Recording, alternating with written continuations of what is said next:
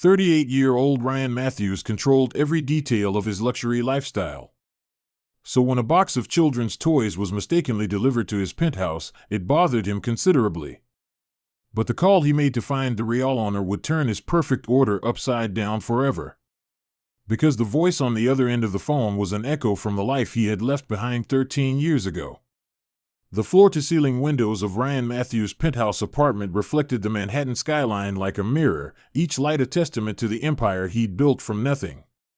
At 38, Ryan was the youngest billionaire in real estate development, a man whose name was synonymous with luxury properties that redefined city skylines. Everything in his minimalist penthouse was precisely placed, from the $50,000 Italian leather sofa positioned at the exact angle to maximize the city view, to the single piece of modern art that cost more than most people's homes. Ryan lived by the philosophy that perfection was achievable through control, and control was maintained through attention to detail. This morning followed his usual routine: 5:30 a.m. workout, protein shake prepared by his private chef, review of overnight reports from his international offices. By 7 a.m., he was dressed in his signature charcoal Tom Ford suit, ready to oversee another day of multi-million-dollar deals. "Mr. Matthews," his assistant Monica's voice came through the intercom. "The Shanghai team confirmed the Heritage Tower groundbreaking for next month. Also, you have the Morrison Group presentation at 10 a.m. "Excellent," Ryan replied, not looking up from his laptop where he was reviewing architectural plans. "And remind me to call Mitchell about the Detroit acquisition." Ryan's phone buzzed with a text from his doorman: "Delivery arriving for you, sir." Ryan frowned. He hadn't ordered anything. His assistant handled all deliveries, and she was meticulous about scheduling. Unplanned arrivals disrupted his carefully orchestrated day. The elevator chimed, and Ryan opened the door to find a delivery man holding a large cardboard box covered in bright cartoon stickers. "Ryan Matthews?" the man asked, checking his clipboard. "Yes, but I didn't order." "Sign here, please," the delivery man interrupted, clearly eager to finish his route. Ryan signed automatically, his mind already moving to the day's first conference call. It wasn't until the delivery man was gone and Ryan actually looked at the package that irritation began to build. The box was covered in images of toys, building blocks, action figures, and something called a super science lab kit. Clearly, this was meant for a family with children. Ryan had never had children, never wanted children, and couldn't fathom why such a package would be delivered to his address. He examined the shipping label more carefully. The address was correct: his penthouse apartment number, his building. But the name, while similar, was wrong: R. Matthews instead of Ryan Matthews. An inefficient mistake by some shipping clerk had disrupted his morning routine. Ryan placed the box on his dining table with obvious distaste. The bright colors and cartoon characters seemed grotesquely out of place in his sophisticated environment, like a circus performer at a funeral. He found the receipt attached to the box and located the customer service number. This would be a simple matter: report the error, arrange for pickup, move on with his day. "Thank you for calling Premier Toy Company," came a cheerful recorded voice. "Your call is important to us. Please hold while we connect you with the next available representative." Ryan tapped his fingers impatiently on his granite countertop while generic hold music played. Through his windows, he could see his reflection, a successful man in an expensive suit, temporarily inconvenienced by someone else's incompetence. "Premier Toy Company, this is Jennifer. How can I help you today?" "I received a delivery that doesn't belong to me," Ryan said briskly. "I need to arrange for pickup and redirection to the correct address." "I'm sorry to hear about the mix-up, sir. Can you provide me with the order number?" Ryan read off the long string of numbers from the receipt. He heard typing on the other end. "I see the issue," Jennifer said after a moment. "The order was placed by phone, and there seems to have been some confusion with the address. The customer provided a building number and apartment, but we may have gotten the wrong tower in your complex." "Fine. What's the correct address?" "Well, the name on the order is Robin Matthews, and the phone number they provided was..." Jennifer read off a number. Ryan wrote it down, eager to resolve this quickly.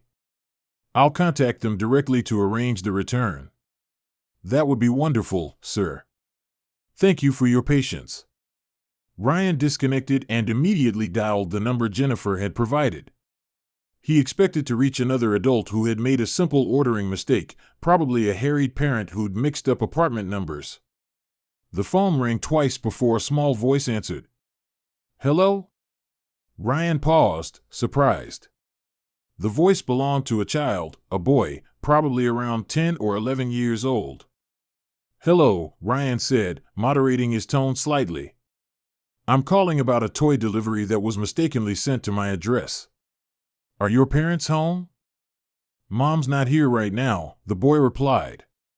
She's at the hospital. The hospital? Ryan's irritation softened into concern. Is everything all right? She got really sick last night and the ambulance came. Mrs. Rodriguez from next door brought me home from school, but she had to go to work. The boy's voice trembled slightly. I'm waiting for Mom to call me. Ryan felt an unexpected tightness in his chest. Are you alone? Yeah, but I'm okay. I'm 11. I can take care of myself. 11 years old and alone while his mother was hospitalized. Ryan's first instinct was to offer practical assistance, call child services, arrange for proper supervision. But something about the boy's voice, the way he was trying to sound brave while clearly being scared, stirred something unfamiliar in Ryan's chest. What's your name? Ryan asked gently. Jamie. Jamie Matthews. Jamie, I'm Ryan. The toys that were supposed to come to you got delivered to my apartment by mistake. The science kit? Jamie's voice perked up with hope. For my birthday? Yes, it's here. But more importantly, are you sure you're okay by yourself? I think so. Mom said she'd call when she could, but the nurses are really busy. She was in a lot of pain last night. Ryan found himself sitting down on his pristine sofa, his morning schedule completely forgotten. Jamie, where exactly do you live? Tower B, apartment 4F. It's in the same complex as Tower A, but they're like 6 blocks apart. Ryan realized the scope of the delivery error. His penthouse was in Tower A, Tower B was the affordable housing section of the mixed-use development, a project his company had built to meet city requirements for low-income units. Jamie, have you eaten today? I had some cereal this morning. Mrs. Rodriguez said she'd check on me after work, but that's not until 6 o'clock.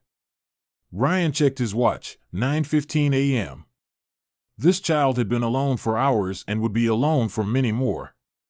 Listen, Jamie, I'm going to bring your toys over. And maybe we can figure out how to help you until your mom gets back from the hospital.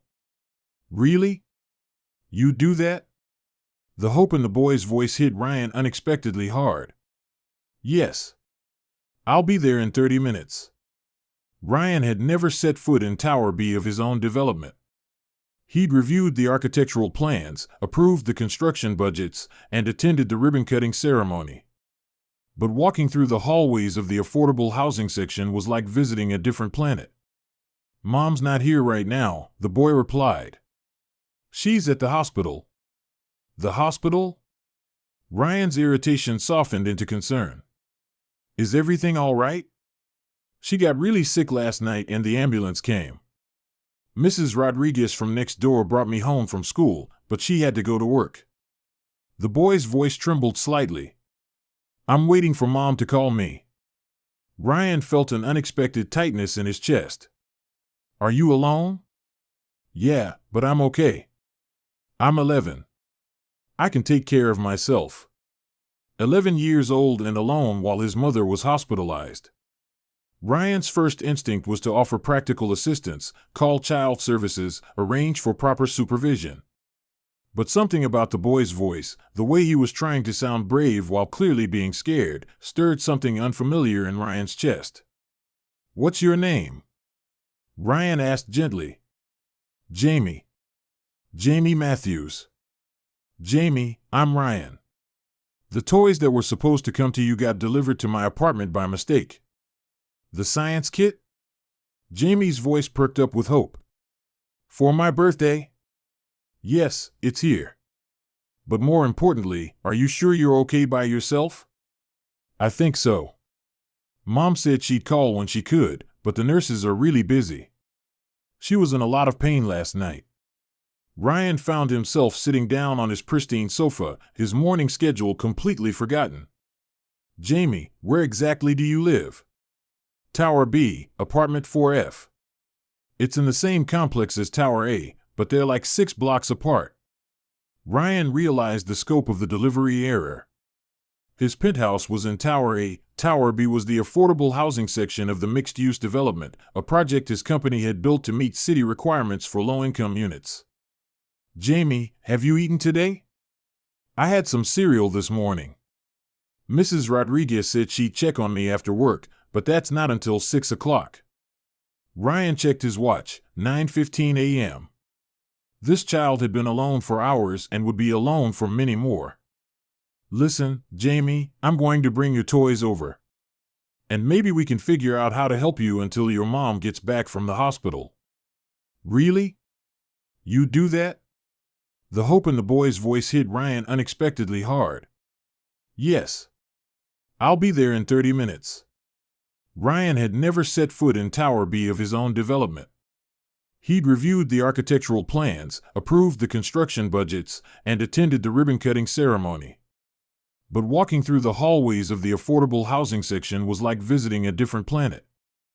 The hallways were clean but worn, with the kind of practical flooring designed for durability rather than aesthetics. Children's voices echoed from behind doors, and the sense of cooking food created a warmth that his sterile penthouse lacked. Apartment 4F was at the end of a corridor lined with doors that probably opened onto living rooms where entire families gathered, unlike his vast space designed for solitary success. Ryan knocked gently, carrying the box of toys under his arm. Just a minute, came Jamie's voice from inside. The door opened to reveal a boy with dark hair and intelligent brown eyes that seemed too serious for his age. He was tall for 11, wearing clothes that were clean but clearly chosen for practicality over style. You really came, Jamie said, his face lighting up with genuine surprise. I said I would, Ryan replied, offering the box. 1 super science lab kit, as ordered. Jamie's smile was worth more than any business deal Ryan had closed that month. This is so cool. Mom saved up for like 3 months to buy this for my birthday. The casual mention of saving for months to afford what Ryan would consider a trivial purchase created an uncomfortable awareness of the different worlds they inhabited. Can I come in? Ryan asked. Just to make sure you're really okay while your mother's in the hospital. Jamie stepped aside, and Ryan entered a small but surprisingly homey apartment.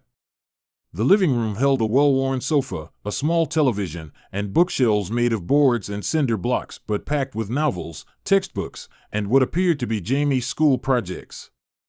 This is nice, Ryan said, and meant it.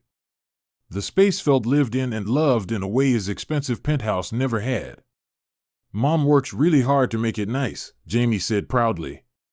She says home isn't about how much money you spend, it's about how much love you put into it. The observation hit Ryan with unexpected force. His penthouse had cost millions but had never felt like a home. Jamie, what does your mom do for work? She's a nurse at City General. That's where she is now, but as a patient instead of working. Jamie's voice grew worried again. She was working double shifts to save money for my birthday, and I think that's why she got so tired and sick. Ryan felt a strange combination of admiration and guilt. While he'd been accumulating wealth beyond most people's imagination, this woman had been working herself into exhaustion to buy her son a birthday present. Has she called today? Once, this morning. She said the doctors are running tests and she might have to stay for a few days. Jamie tried to sound matter-of-fact, but Ryan could hear the underlying fear. A few days? What about food, homework, school? I can handle it. I make pretty good sandwiches, and Mrs. Rodriguez said she'd help if I needed anything. Ryan looked at this 11-year-old boy trying to be brave and responsible and felt something shift inside him. Jamie, what if I helped out until your mom gets home? I could make sure you have food, get you to school, things like that. Jamie's eyes widened. You do that? But you don't even know us.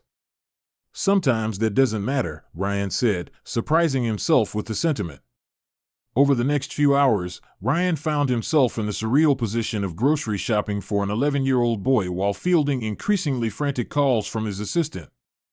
Mr. Matthews, the Morrison Group is asking about rescheduling, Monica said as Ryan stood in the cereal aisle, trying to determine what constituted appropriate breakfast food for a child.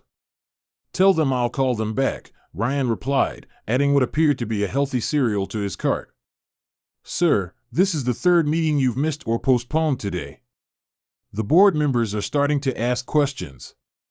Ryan paused, a box of granola bars in his hand. 3 months ago, missing a single meeting would have sent him into crisis mode. Today, it seemed less important than making sure Jamie had proper meals. Monica, clear my schedule for the rest of the week. Family emergency. Family emergency, sir? Monica's voice carried obvious confusion. I wasn't aware you had family. Neither was I, Ryan thought. I'll explain later. Back at Jamie's apartment, Ryan found the boy at the kitchen table, homework spread before him, tackling what appeared to be advanced mathematics with focused concentration. How's it going? Ryan asked, setting grocery bags on the counter. Good. I like math. Mom says I'm really good at it. Jamie looked up hopefully. She wants me to go to college someday, maybe study engineering or science. What kind of science interests you? All kinds, but especially building things. Like how they design skyscrapers so they don't fall down, or how bridges can hold all that weight. Jamie's eyes lit up with enthusiasm. Mom says the guy who designed our building complex must be really smart. Ryan felt an odd flush of pride, followed immediately by the irony of the situation. Why engineering? Because engineers solve problems and help people. They build things that last and make life better. Jamie returned to his homework. Plus, Mom says engineers make good money, so I could take care of her when she gets old. The mature responsibility in the boy's voice struck Ryan deeply. At 11, Jamie was already thinking about caring for his mother, while Ryan had spent his 20s caring only about himself. Jamie, what's your mom's name? Robin. Robin Matthews. Well, Robin Taylor Matthews now, but she used to be Robin Taylor before she got married to my dad. Something cold settled in Ryan's stomach. Taylor? Yeah. Why? Robin Taylor. The name hit Ryan like a physical blow. He sat down heavily in the chair across from Jamie, memories flooding back with startling clarity. Robin Taylor. Senior year at Columbia University. Long brown hair, infectious laugh, dreams of becoming a nurse to help people. They dated for 8 months, talked about marriage, made plans for a future together. Until Ryan's father had offered him the opportunity to start his real estate empire in London. Choose ambition or choose love. Build a fortune or build a family. Ryan had chosen wealth. Jamie, Ryan said carefully, his voice not quite steady, how old are you again? 11. I'll be 12 next month. 12 years ago, Ryan had left Robin to pursue business opportunities overseas.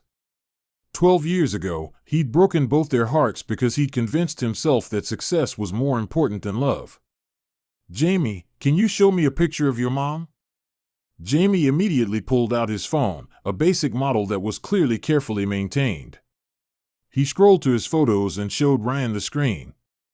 There was Robin, older now, wearing nurse's scrubs and smiling at the camera with the same warm expression Ryan remembered.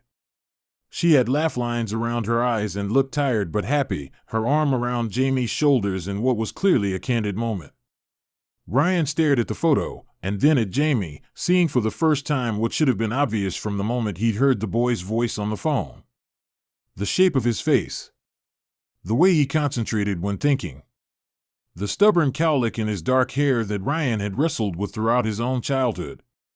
Jamie, Ryan said quietly, what do you know about your father? Jamie's expression grew cautious. Mom doesn't talk about him much.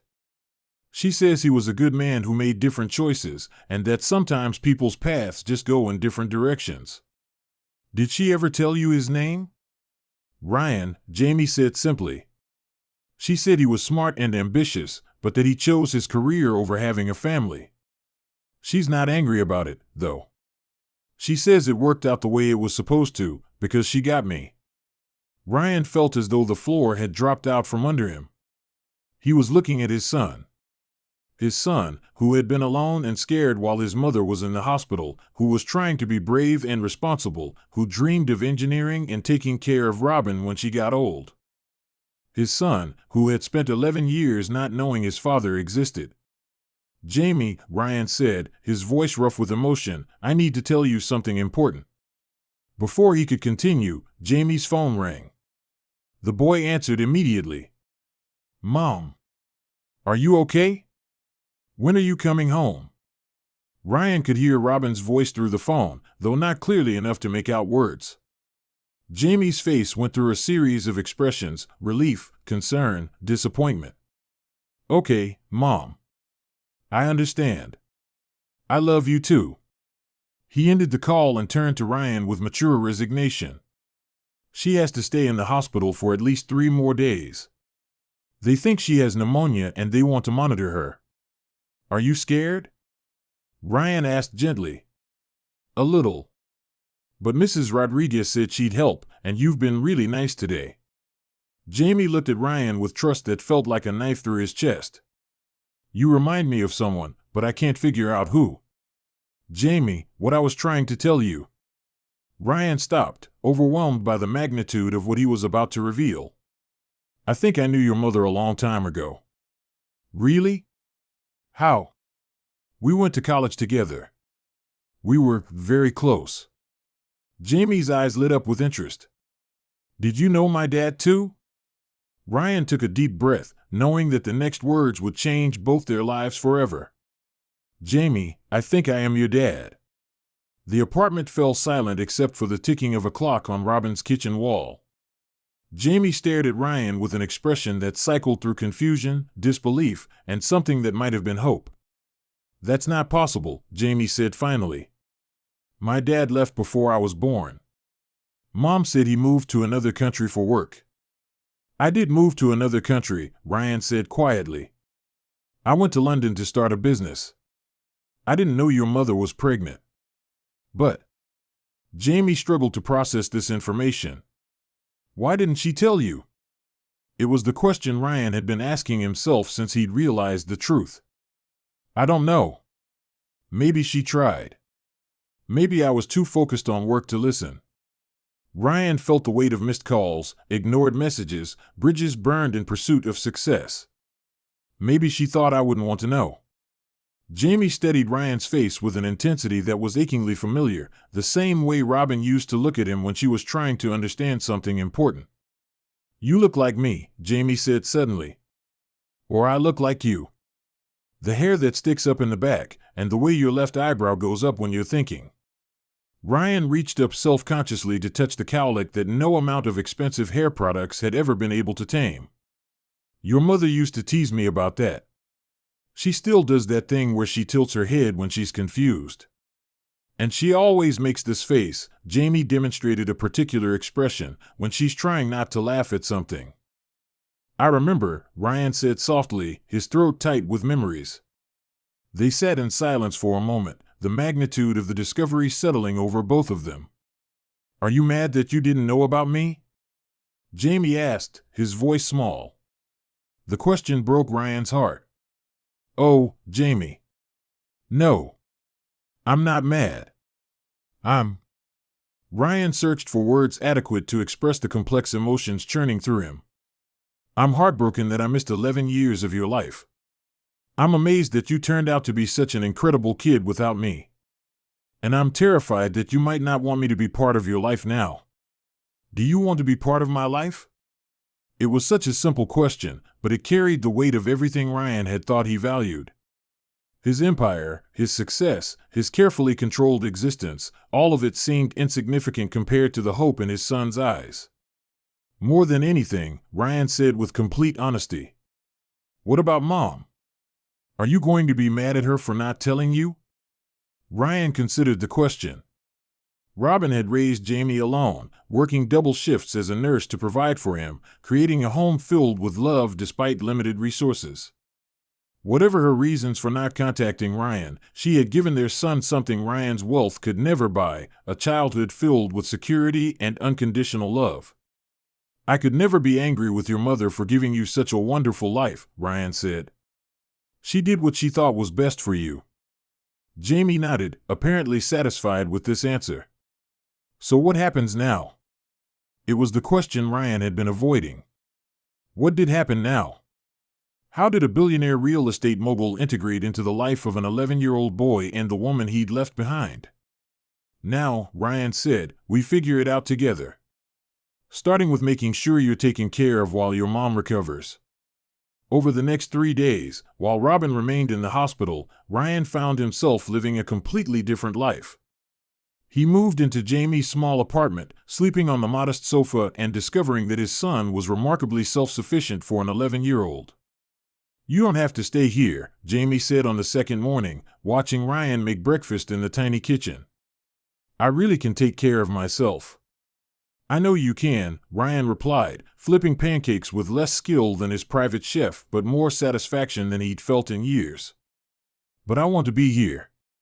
Even though you're missing work? Mrs. Rodriguez says you must be really important to live in Tower A.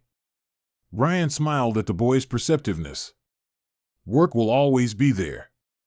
This time with you won't. It was true. For the first time in his adult life, Ryan had completely ignored his business empire. His assistant fielded calls, his board members expressed concern, and deals that once would have consumed his attention moved forward without his direct involvement. And surprisingly, the world hadn't ended. Dad, Jamie said suddenly, then stopped, looking embarrassed.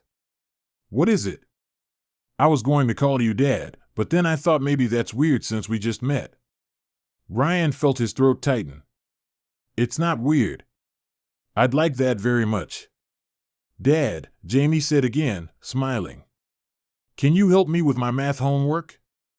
It's about calculating the load-bearing capacity of different materials. I'd love to. Ryan sat beside his son at the small kitchen table, and for the first time in decades, felt like he was exactly where he belonged. That evening, Robin finally called with good news. She would be released the next day. But first, she wanted to speak with Ryan.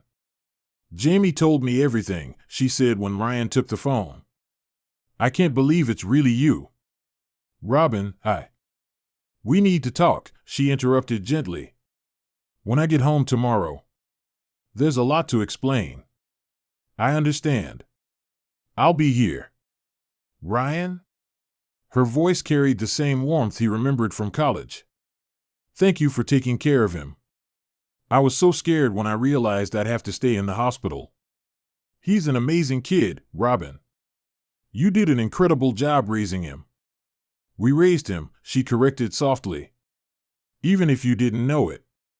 Ryan spent the morning of Robin's homecoming cleaning the apartment with Jamie, both of them nervous about the reunion in different ways. Do you think Mom will be mad? Jamie asked, folding laundry with the efficiency of someone who'd been helping with household chores for years.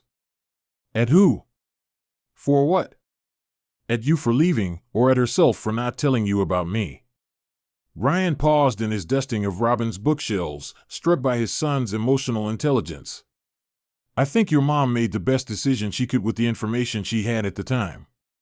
And I think she's too good a person to waste energy on anger. She is good, Jamie agreed proudly. She works really hard to take care of people. Not just me, but her patients too. Sometimes she comes home crying because she couldn't save someone, but she still goes back the next day. The picture of Robin that emerged from Jamie's casual observations was of a woman who had dedicated her life to caring for others, their son, her patients, probably anyone who needed help. It made Ryan's guilt over abandoning her even sharper. At 2 p.m., they heard Robin's key in the lock. Mom. Jamie rushed to the door, wrapping his arms around her as she entered. Ryan hung back, giving them their moment while studying the woman he'd left behind 13 years ago. Robin was thinner than he remembered, clearly still recovering from her illness, but her smile as she hugged Jamie was radiant. "I missed you so much," she whispered into Jamie's hair. "I missed you too. But Dad took really good care of me." Robin's eyes found Ryan over Jamie's shoulder. For a moment, they just looked at each other, 13 years of separation and change visible in their faces. "Hello, Ryan," she said quietly. "Hello, Robin. Why don't you go put your science kit together in your room?" Robin suggested to Jamie. "Your dad and I need to talk." After Jamie reluctantly left them alone, Robin sat on her sofa, gesturing for Ryan to take the chair across from her. "You look good," she said. "Successful. I've seen your picture in business magazines." "You look tired," Ryan replied honestly. "And beautiful. And like the best mother a child could have." Robin smiled sadly. "I tried to contact you, you know. When I found out I was pregnant. I figured. I wasn't in a place where I was listening to anyone back then. Your assistant said you were in London, unavailable for personal calls. After the third try, I gave up." Ryan closed his eyes, imagining Robin pregnant and alone, trying to reach him while he was building his empire and ignoring anything that didn't contribute to his success. "Why didn't you try harder? Sue for support, involve lawyers?" Robin was quiet for a moment. "Because you'd made your choice clear when you left. You wanted to build a business empire more than you wanted to build a life with me. I wasn't going to force you into fatherhood when you'd already chosen something else. So you raised him alone." "I raised him with love," Robin corrected. "And he turned out pretty wonderful, don't you think? He's incredible. Brilliant, kind, responsible, everything I would have hoped for in a son. He gets that from you too, you know. The intelligence, the focus. Even the way he approaches problems systematically." Ryan felt a flush of pride, followed immediately by regret for all the milestones he'd missed. "Robin, I want to be part of his life going forward. Part of both your lives, if you'll let me." "What does that look like, Ryan?" "You're a billionaire with a global empire. We live in a 2-bedroom apartment in subsidized housing. Money doesn't matter." "Money always matters," Robin interrupted gently. "Not because I want yours, but because the difference in our worlds is so vast. How do we bridge that gap for Jamie's sake?" It was a fair question, and Ryan didn't have easy answers. "We figure it out as we go. Together."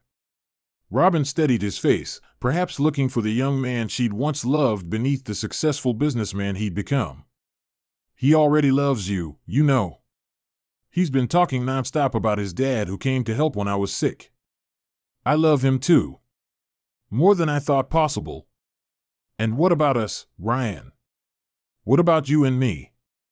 Ryan met her eyes directly. "I never stopped loving you, Robin. I just convinced myself that other things mattered more. I was wrong. 13 years is a long time. We're different people now. Maybe. But maybe we're better people. Maybe we've learned what actually matters." Before Robin could respond, Jamie appeared in the doorway. "Are you guys going to get married?" he asked with typical 11-year-old directness. Both adults laughed, the tension breaking slightly. "We're going to take things slowly," Robin said, "and see where they lead. But Dad's going to stay around, right?" Jamie pressed. Ryan looked at his son, then at Robin, making a silent promise to both of them. "I'm not going anywhere ever again." 1 year later, Ryan stood in the kitchen of a house in Westchester, not a mansion, but a real home with a yard where Jamie could experiment with his engineering projects and a garden where Robin could grow the flowers she'd always loved. "Dad, can you help me with this bridge design?" Jamie called from the dining room table where his homework was spread out. At 12, he was taking accelerated math and science courses, his natural ability finally being properly challenged. "In just a minute," Ryan replied, finishing the dinner he was cooking, a skill he'd acquired over the past year along with many others he'd never thought he'd need. Robin appeared in the doorway, wearing scrubs from her new job at the local hospital where she ran the pediatric nursing program. They'd moved closer to Ryan's world but kept Robin's values at the center of their decisions. "How was your day?" she asked, kissing Ryan's cheek as she passed. "Good. The affordable housing project broke ground this morning. Jamie wants to visit the construction site this weekend." Ryan had restructured his company's priorities, focusing more on mixed-income developments that served communities rather than just maximizing profits. It turned out that building something meaningful was more satisfying than just building wealth. "Any regrets?" Robin asked, the question she'd posed periodically over the past year as Ryan had made major changes to accommodate their family life. Ryan looked through the doorway at Jamie, bent over his homework with the same focused intensity Ryan had once applied exclusively to business deals. Then he looked at Robin, whose presence had brought warmth and purpose back to his life. "Only one," he said. "That it took a wrong delivery to bring me home." Robin smiled, standing on her toes to kiss him properly. "Sometimes the best things come from mistakes." From the dining room came Jamie's voice. "Are you guys being mushy again? Because I can hear you, and it's gross but also kind of nice." Ryan laughed, marveling at how much his definition of success had changed. A year ago, success had meant dominating markets and accumulating wealth. Now it meant being present for homework help, cooking family dinners, and earning the trust of a son who'd waited 11 years to meet his father. "Coming, Jamie," Ryan called, taking Robin's hand as they walked toward their son. The package that had arrived by mistake had turned out to be exactly what Ryan needed, not toys for a child, but a path back to the family he'd never known he was missing. Sometimes wrong deliveries lead you to exactly the right place. Sometimes the package you weren't expecting contains exactly what you've been missing.